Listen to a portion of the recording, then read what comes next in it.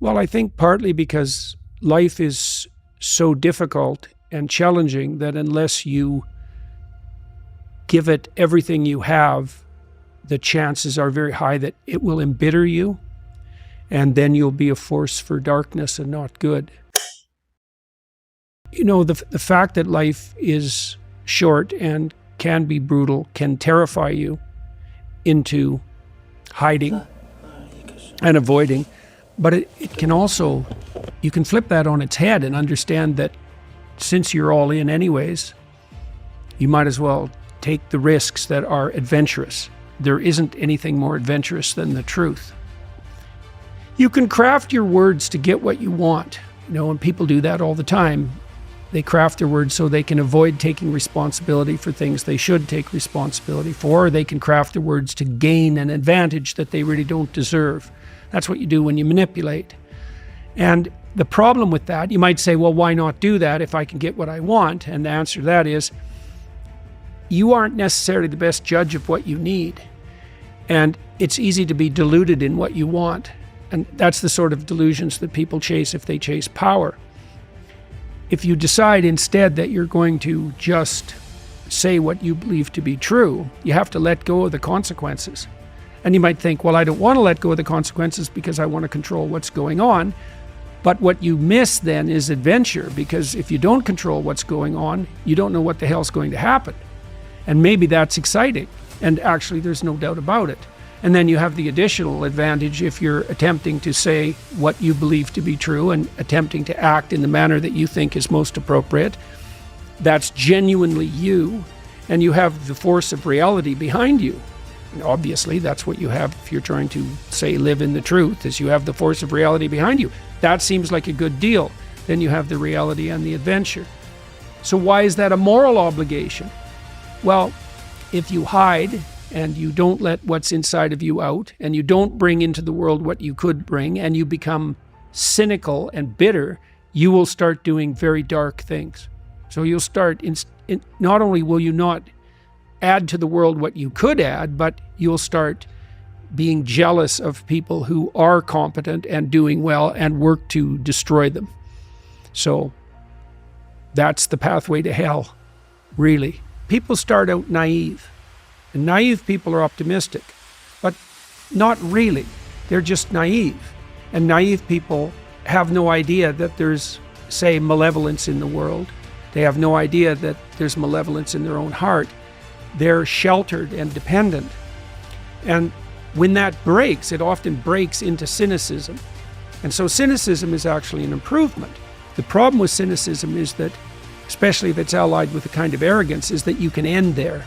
And that's a big mistake. So then the question becomes, well, once you've been bitten hard and you're no longer naive, well, that is very hard on your optimism, let's say. So then the question is, how do you restore that without reverting to the naivety, which you can't do anyways without blinding yourself once you've been bitten? And the answer to that is you substitute courage for naivety, and you regain your optimism as a moral imperative. One of the things you might ask yourself is, well, if the future is likely to be catastrophic in a variety of different ways, which is definitely the case, both socially and personally, then what attitude should you bring to bear on that? And the answer might be, well, if you were courageous and faithful, then you would conduct yourself in a manner that met the future head on, with the presumption that you can manage it. The people who are using fear to garner power point to the various apocalypses that might befall us. And it's difficult to counter them because the future is always an apocalyptic horizon. Like, everything can fall apart and has before and might well again and will, in fact, in your life as you age and die. And so it's very easy to conjure up an apocalypse. Then the question becomes not, is that apocalypse potentially real? Because the answer to that is yes, but what attitude should you have towards that? Naive, that's not good. Cynical, that's better, but it's still not good. It's another form of hell, and it also tends to make the potential apocalypses more likely. Well, so what do you have when you move beyond cynicism? And what you have when you move beyond cynicism is wisdom. And that's not naive, it's courageous.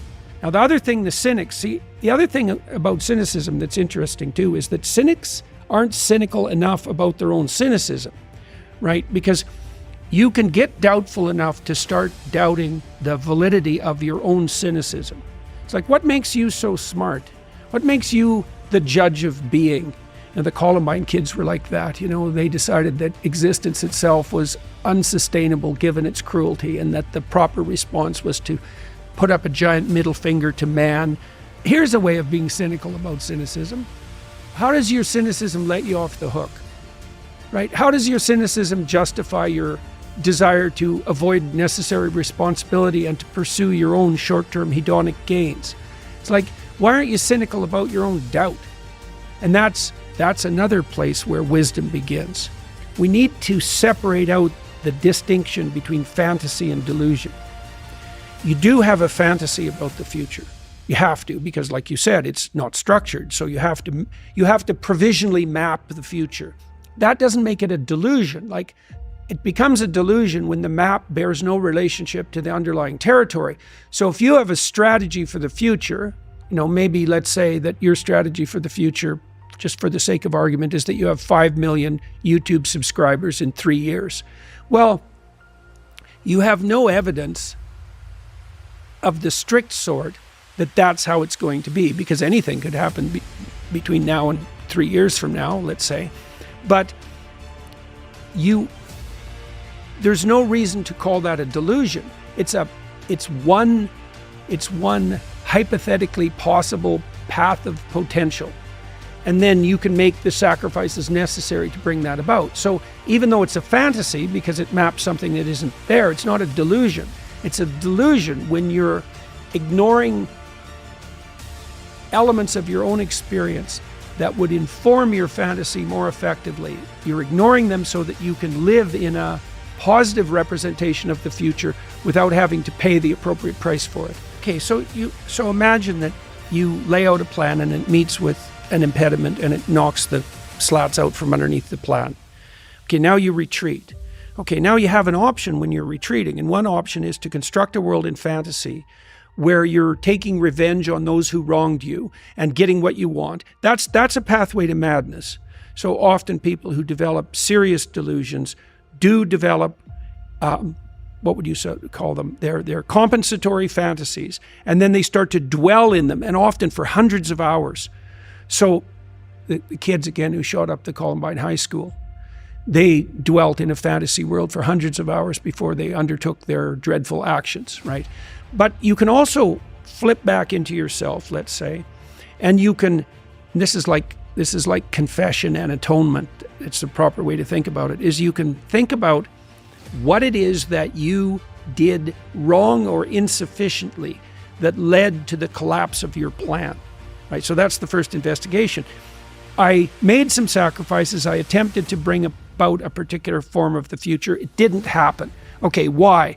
Well, the world is set against me and the cosmos is evil and there's no God and I'm bitter and cynical. That's one potential explanation, right? Poor me, right? And I'm not trying to be flippant about this, because sometimes people's dreams are quite realistic and they still fail catastrophically.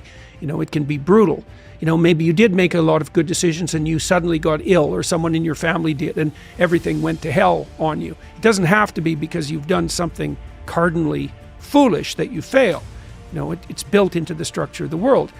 But it doesn't matter. You can also retreat into yourself and you can say something like, all right, I need to retool my conception of strategy, but also potentially my conception of goal.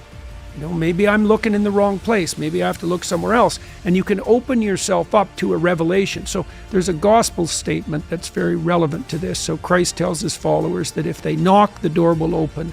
If they ask, they'll receive. And if they seek, they'll find. And so it sounds magical. It sounds like the sort of thing that the new atheists would have a field day with. But that's not a wise interpretation of that saying. The proper interpretation is something more like a recognition of the way thought works. So imagine your plans didn't work out. Okay, now you sit down and you say to yourself, I'd like to know,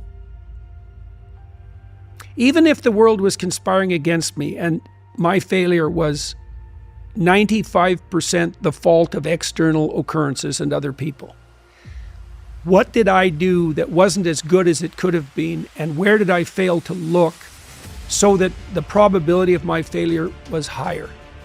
Now, to ask that question, you have to want the answer. That's what it means to knock or to ask or to seek. This is no joke. It's like you have to want to know.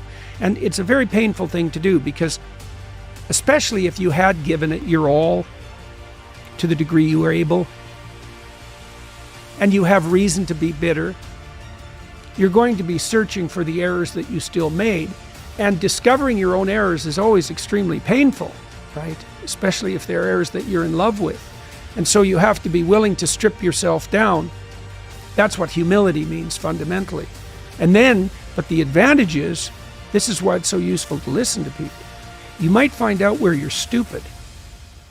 And then you could stop being stupid. And so one of the reasons you confess your sins, let's say, is because you want to discover where you're insufficient. Now, it's painful. It's painful to encounter an impediment in the form of someone else's opinion that might show you where you're blind and ignorant, or willfully blind even. But the advantage to that is you can rectify the error, and then as you move forward, you're stronger.